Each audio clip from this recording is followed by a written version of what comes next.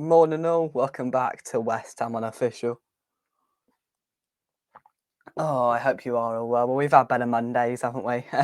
Well, we've had better weekends, I probably should say. Welcome back to West Ham Unofficial.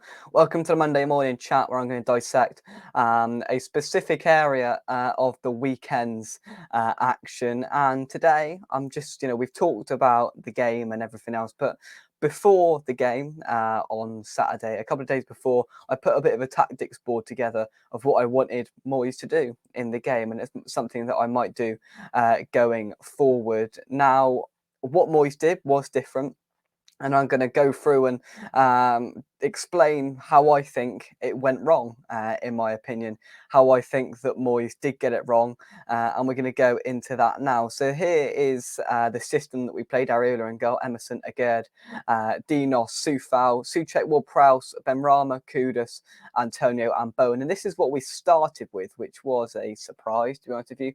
I didn't expect to see a two-man leading the line for West Ham in this game.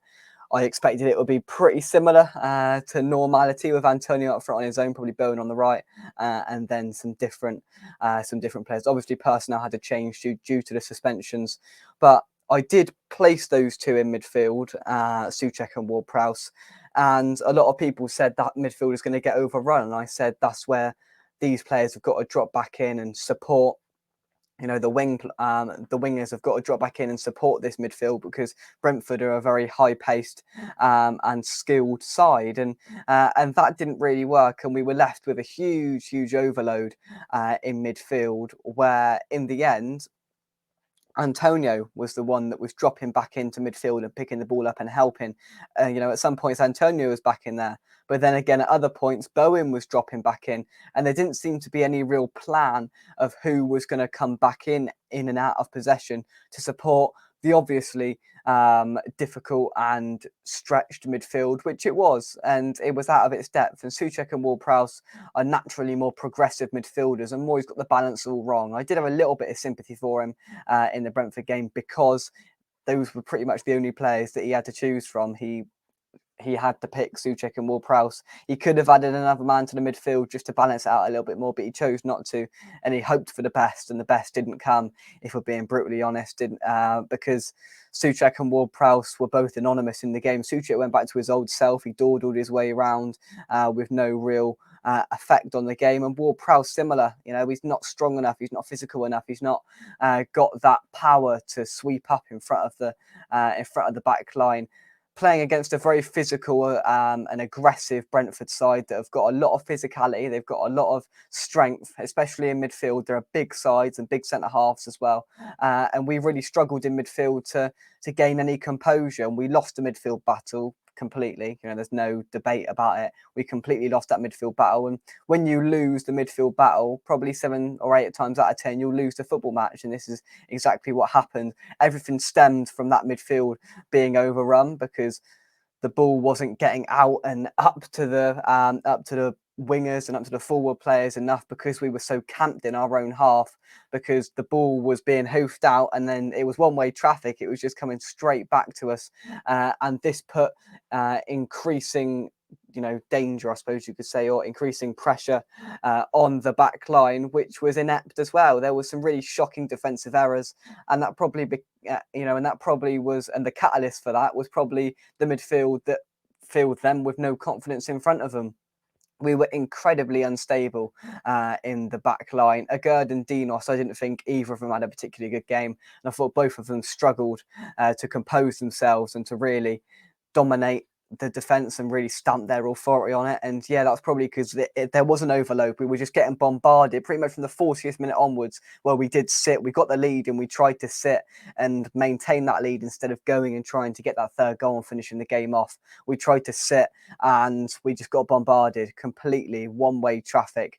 And we gave way, we gave in, we caved, and this defence struggled because of the midfield in front of them, I believe. And Emerson and Soufal didn't have a particularly good game. I thought, Emerson got booked early on, so it prevented him going in for challenges as often as he would have done, and he didn't really support Benrahma going up and down, simply because we didn't get out enough. We didn't get up the pitch enough for in order for these players to impact the game in a positive and aggressive manner.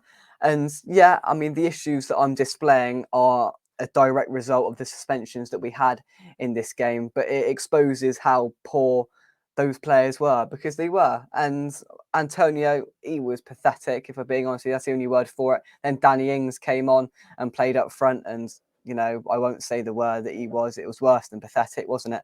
If we're being brutally honest. And Bowen and Kudus, I'm going to put these two players next to each other. This is the decent corner of players, because those two were the only ones that really shined. Kudus, fantastic goal. We've talked about it to death. Absolutely unbelievable goal of the season for West Ham, without a shadow of a doubt. And Bowen, right place, right time, to score a second goal. Those two are the only players that those two players are currently holding and slogging West Ham along with their with us on their back. They're carrying us through at the moment. They're scoring goals every week, and if these goals dry up, because Jared Bowen's scored 8 goals so far in all comps this season, and that's getting very near what he scored in the entirety of last year. And Kudus seems to be popping up and scoring most weeks now. So those players are where we're relying on goals, because the set piece goals have dried up. The goals from midfield have dried up. Souček's not scoring anymore. In this game we had Ben Rama, but Paqueta, who usually plays in that position, currently on the left-hand side. All of these players, Antonio's the main one. He's just not scoring goals, is he? And we're heavily relying on Bowen and Kudus, which is not good. It's not stable, because those goals will dry up at some point. And that's where we need to switch on. That's where these players need to improve. And Moyes needs to have a plan. He needs to play some different players. He needs to try and maneuver a positive spin on this, and get some positivity back into this team, because once again the confidence has hit rock bottom. Hopefully with the inclusion in the next game, hopefully of Zuma, Alvarez and Paqueta, we should improve, because they are 3 very good players, and they're 3 players that we desperately missed on Saturday at the GTEC Community Stadium. So if we can get those players back in there, that could make a difference. That should make a difference. But will it solve all the problems? No. Will it solve Mikel Antonio not scoring goals? No. Will it solve Areola not shouting? No. Will it solve the defensive errors? Partly, but not solely, because Agurd will still be there, and Agurd made some questionable decisions yet again. He seems to have a 1 or 2 moments in every single game where he balls his things up, and the majority of the time it's costly. It costs us a goal, or it costs us severely in the influence of the game, and that happened again. And there's just too many players that aren't pulling their weight, too many players that are low on confidence, too many players that aren't good enough to start in this team. And that was evident on Saturday. And yeah, we are going to make some changes next week in our 2 games. I'd expect that. And hopefully they should have a positive impact. But overall, the way Moyes played and the analysis that I can provide, and in my opinion, is that yes, Moyes got it wrong, but I do have an element of sympathy with him, with the lineup, not with the subs. I've got absolutely no sympathy with Moyes about the subs, but with that lineup, he could have done things differently, but he had limited options, and that's where I have a slight bit of sympathy for the man about the way that we had to go about it. And he did make in-game errors, that is obvious, but with that lineup, we all knew what was going to happen, and deep down, maybe Moyes probably knew what was going to happen. We were going to get overrun in midfield, and the damning thing about it was that Moyes didn't have an answer to counteract that.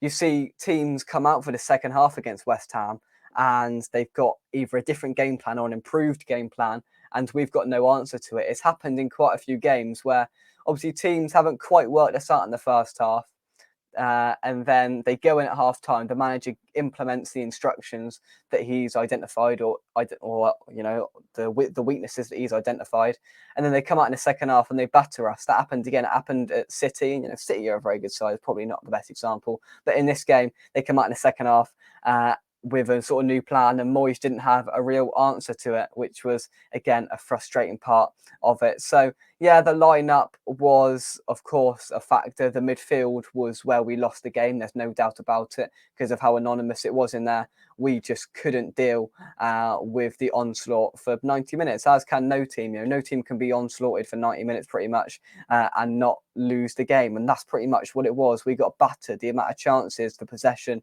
that Brentford had, and they didn't just have the possession, they were dominating completely as well. And at some stage thought we were relatively fortunate to have the lead, and then we lost it and we didn't look like getting it back. Too many players not good enough, too many players not doing their jobs and doing their roles properly. And Moyes doesn't have an answer. Tactically, it's this or nothing. It's one way or nothing. And that's the worrying part of it. You saw Thomas Frank had a tactics board out mid-game, going through things and altering things and trying to impact the game. There's none of that with Moyes. It's just chuck players on and hope for the best. It's like a manager's version of hit and hope, isn't it? Where you hoof the ball up in hope that something's going to happen.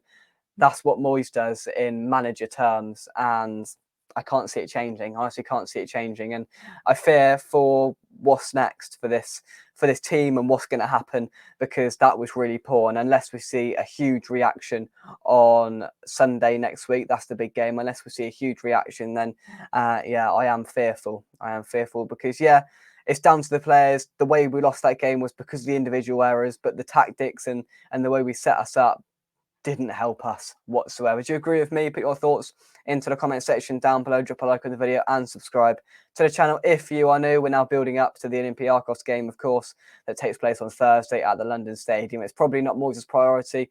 The Forest game is my priority, but of course we want to win that game as well, just to try and get a bit of confidence back into this team. Content to come. If you've enjoyed, as I said, like and subscribe, comments down below with your thoughts, and I will see you soon right here on West Ham Unofficial. Thank you very much, and bye-bye.